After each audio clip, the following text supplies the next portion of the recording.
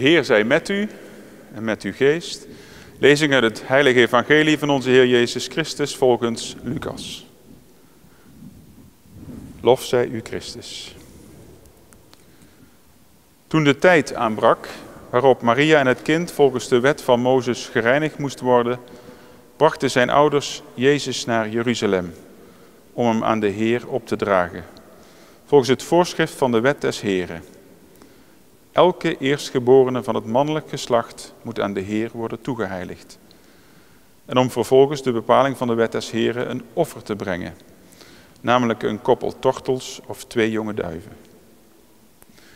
Nu leefde er in Jeruzalem een zekere Simeon, een wetgetrouw en vroom man, die Israëls vertroosting verwachtte, en de Heilige Geest rustte op hem.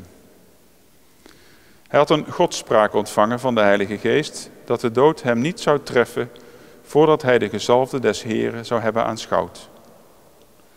Door de Geest gedreven was hij naar de tempel gekomen. En toen de ouders het kind Jezus daar binnenbrachten, om aan hem het voorschrift der wet te vervullen, nam ook hij het kind in zijn armen en verkondigde Gods lof met de woorden: Uw dienaar laat gij, Heer, nu naar uw woord in vrede gaan. Mijn ogen hebben thans uw heil aanschouwd, dat gij voor alle volken hebt bereid. Een licht dat voor de heidenen straalt, een glorie voor uw volk Israël. Zijn vader en moeder stonden verbaasd over wat er hem gezegd werd. Daarop sprak Simeon over hem een zegen uit en zei tot Maria zijn moeder: Zie, dit kind is bestemd tot val en opstanding van velen in Israël, tot een teken dat weersproken wordt, opdat de gezindheid van vele harten openbaar mogen worden. En uw eigen ziel zal door een zwaard worden doorboord. Er was ook een profetes, Hanna, dochter van Fanuel uit de stam van Aser. Zij was hoogbejaard en na haar jeugd had zij 7 jaren met haar man geleefd.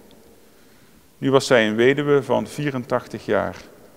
Ze verbleef voortdurend in de tempel en diende God dag en nacht door vasten en gebed.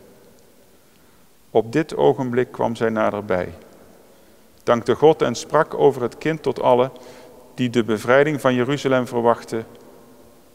Toen ze alle voorschriften van de wet des Heren vervuld hadden, keerden zij naar Galilea, naar hun stad Nazareth terug. Het kind groeide op en nam toe in krachten. Het werd vervuld van wijsheid en de genade Gods rustte op hem. Woord van de Heer. Wij danken God.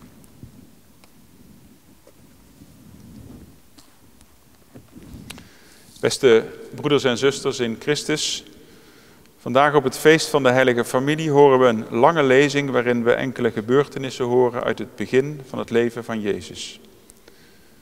Hoe zijn ouders vanuit Bethlehem naar Jeruzalem reizen om daar offers te brengen en Jezus op te dragen in de tempel als eerstgeborene. We horen hoe Simeon zijn lofzang uitzingt over het feit dat hij Jezus de Christus heeft mogen aanschouwen. Nu kan hij rustig sterven. We zingen of zeggen deze lofzang elke dag in de dagsluiting van het getijdengebed, wanneer we onszelf overgeven aan de nacht. Maria en Jozef zijn verbaasd als ze deze woorden horen over Jezus. Maria hoort hoe ze als moeder van de Verlosser nog veel pijn zal lijden. En later, wanneer ze bij het kruis staat waarop Jezus sterft, zal ze zich deze woorden herinneren.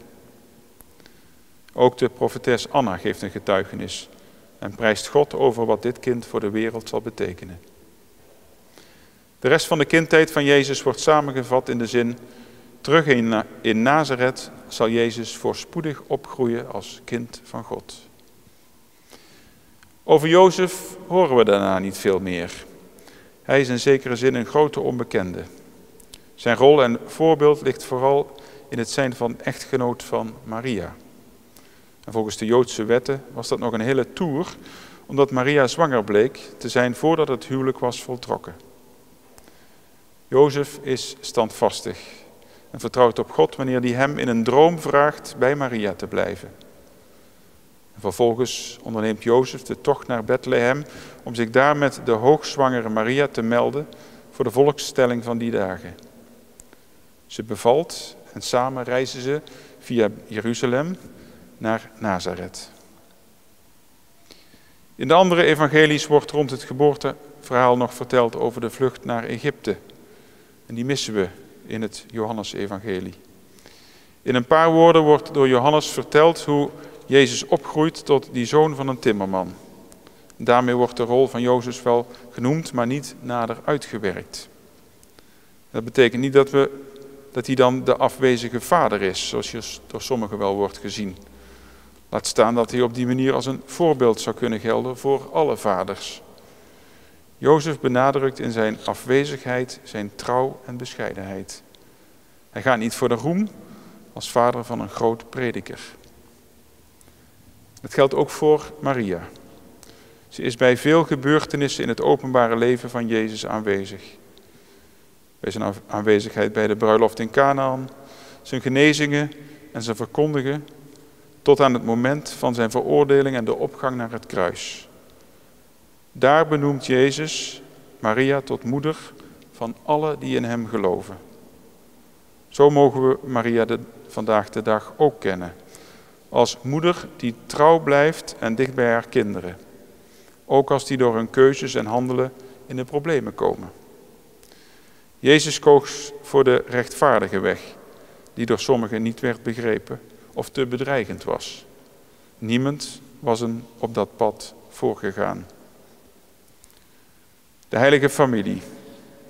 3 mensen. Jezus, Maria en Jozef. Ze vormen een kerneenheid waarbinnen het goed leven is. Geen sprookjeswereld. Er komt hen van alles op het pad. Vallen en weer opstaan. Ze vormen wat we ooit noemden de hoeksteen van de samenleving. Mensen die door een band met God trouw zijn aan elkaar. We mogen dat beeld ook heden ten dagen in ons opnemen. Niet als een exclusief en enig voorbeeld, maar als perspectief op verlangen naar warmte, trouw en liefde. Amen.